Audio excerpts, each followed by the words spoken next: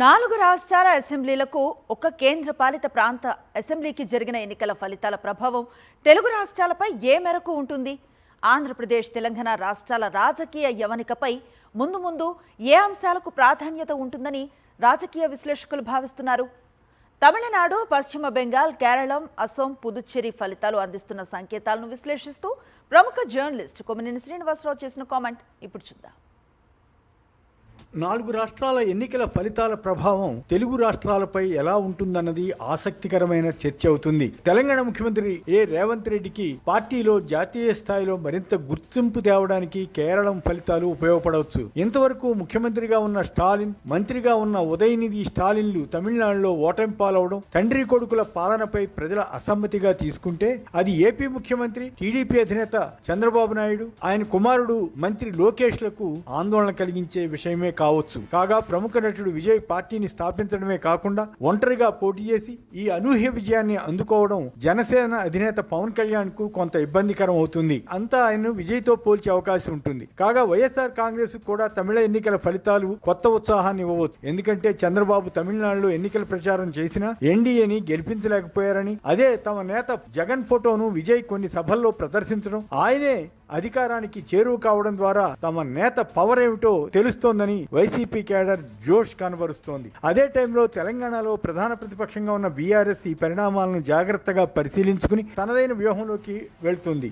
అస్సాంలో బీజేపీ గెలుపు అన్నది ఊహించిందే. పశ్చిమ బెంగాల్లో ప్రధాని మోడీ, హోంమంత్రి అమిత్ షా ఆ స్థాయిలో కేంద్రీకృతం చేసిన తర్వాత, ఓట్ల జాబితా ప్రత్యేక సవరణ హడావుడి తర్వాత అక్కడ అధికారంలో ఉన్న తృణమూల్ కాంగ్రెస్ విజయావకాశాలు దెబ్బతినే పరిస్థితి ఏర్పడిందన్నది బహిరంగ రహస్యమే. వ్యూహాలను గుర్తించి కాంగ్రెస్ సిపిఎంలతో తృణమూల్ పొత్తు పెట్టుకునే పరిస్థితి ఉందో లేదో తెలియదు గాని ఆ వైపు ఆలోచించి ఉంటే ఎలా ఉండేదో. కేరళంలో ఈసారి కాంగ్రెస్ నేతృత్వంలోని యూడీఎఫ్ కు ఛాన్స్ ఉందని ఊహించిన పరిణామమే. అలాగే కేంద్రపాలిత ప్రాంతమైన పుదుచ్చేరిలో ఎన్డీఏ తిరిగి వస్తుందన్న అంచనాకు తగినట్లే జరిగింది. అన్నిటికన్నా సంచలనం తమిళనాడులో విజయ్ ఏర్పాటు చేసిన తమిళ వ్యతిరేక కజగం టీవీకే ఒంటరిగా పోటీ చేసి దశాబ్దాలుగా కీలక పాత్ర పోషిస్తున్న డిఎంకే, అన్నా డిఎంకేలను వెనక్కి నెట్టేసింది. దేశ రాజకీయాల్లో బీజేపీ హవా కొనసాగే విధంగానే ఈ ఎన్నికల ఫలితాలు సూచిస్తున్నాయి. మోడీ, అమిత్ షాల కాంబినేషన్ కు ఇప్పట్లో తిరుగులేదన్న అభిప్రాయం కలుగుతుంది. కేరళంలో కూడా బీజేపీ తన వంతు ప్రయత్నం చేసినా వారికి ఓట్ల శాతం పెరుగుతుందే తప్ప సీట్లు పెద్దగా రావన్నది అందరికీ తెలిసిందే. దేశంలో ఉన్న ఏకైక వామపక్ష రాష్ట్రం కేరళంలో ఈసారి సిపిఎం ఆధ్వర్యంలోని లెఫ్ట్ ఫ్రంట్ ఓడిపోవడం వామపక్షవాదులకు నిరాశ కలిగిస్తుంది. అక్కడ గెలిచిన యూడీఎఫ్ వల్ల దేశవ్యాప్తంగా కాంగ్రెస్ కు కొద్దిగా ఆశలు చిగురుస్తాయి. కానీ తమిళనాడులో తమ మిత్రపక్షమైన డిఎంకే దారుణ పరాజయం చవిచూడడం ఇండియా కూటమికి పెద్ద దెబ్బ అవుతుంది. పశ్చిమ బెంగాల్లో 3 టర్ములుగా అధికారంలో ఉన్న టీఎంసీపై సహజంగానే కొంత వ్యతిరేకత ఉంటుంది. అదే టైంలో బీజేపీ అగ్రనాయకత్వం ఎలాగైనా అధికారం సాధించాలన్న కృతనిశ్చయంతో పనిచేసింది. ఎన్నికల సంఘం తోడ్పాటు, కేంద్రంలో అధికారం ఉండడం ఆ పార్టీకి కలిసి వచ్చే అంశమని చెప్పాలి. ఆ రాష్ట్ర ముఖ్యమంత్రిగా మమతా బెనర్జీ ఎంత పోరాడినా చివరికి ఓడిపోక తప్పని పరిస్థితి ఏర్పడింది. అన్నిటికన్నా తమిళనాడు ఎన్నికల ఫలితం దేశమంతటా సంచలనం. విజయ్ ఎందరు చెప్పినా వినకుండా, ఎవరితో పొత్తు పెట్టుకోకుండా పోటీ చేయడం సాహసం అని చెప్పాలి. ఏపీలో జనసేనను స్థాపించి పవన్ కళ్యాణ్ తెలుగుదేశం పార్టీ కోసమే పనిచేస్తున్న వైనం ఈ సందర్భంగా ప్రస్తావనకు వస్తోంది. విజయ్ కు ఉన్న ధైర్యం పవన్ కు లేకుండా పోయిందని, సీఎం అవుతానంటూ గతంలో కాపు సామాజిక వర్గాన్ని ఊరించిన పవన్ కళ్యాణ్ ఆ తర్వాత చంద్రబాబుకు అతి విధేయుడిగా మారిపోవడం ఆ వర్గంలో అంతగా రుచించడం లేదు. పైగా ఇప్పుడు ఏకంగా 15 ఏళ్లు టీడీపీని భుజాన వేసుకుని మోస్తానని చెబుతున్న వైనం ఆయన మద్దతుదారులకు విసుగు తెప్పిస్తోంది. తెలుగుదేశం పార్టీకి ఈ ఎన్నికల ఫలితాలు అంతగా నచ్చవు. పైకి బీజేపీని అభినందించిన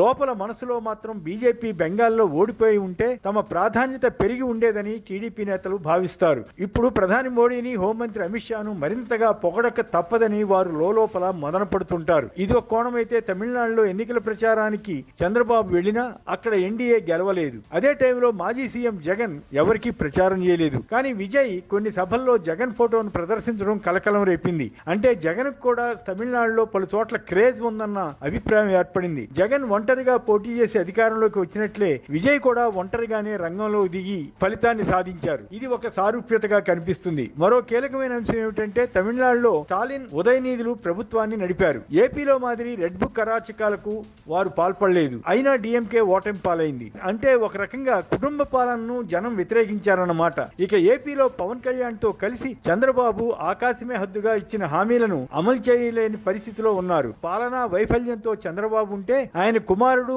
మంత్రి లోకేష్ షాడో సీఎం గా వ్యవహరిస్తూ రెడ్ బుక్ అంటూ పోలీసులతో అరాచకాలు చేయిస్తున్నారు. ఏపీలో ఇంత దారుణమైన పరిస్థితులు ఉంటే జనం సహిస్తారా అన్నది చర్చగా ఉంది. అంతేకాక తెలుగుదేశంలో వచ్చే 3 ఏళ్లలో ఎలాంటి రాజకీయ పరిణామాలు సంభవిస్తాయో చెప్పలేం. తమిళనాడు ఫలితాలు మాత్రం చంద్రబాబు లోకేష్లకు నిద్ర లేకుండా చేసినా చేయవచ్చు. పవన్ కళ్యాణ్ మరీ అంత సీరియస్ రాజకీయాలు చేయడం లేదు గనుక, సొంత వ్యక్తిత్వంతో రాజకీయ పార్టీని నడపాలన్న లక్ష్యంతో లేరు గనుక ఆయన పెద్దగా ఫీల్ కాకపోవచ్చు అన్నది రాజకీయ విశ్లేషకుల అభిప్రాయం. జగన్ కు మాత్రం తమిళనాడు ఎన్నికల ఫలితాలు మరింత ఆత్మవిశ్వాసాన్ని నింపే అవకాశం ఉంటుందని చెప్పాలి.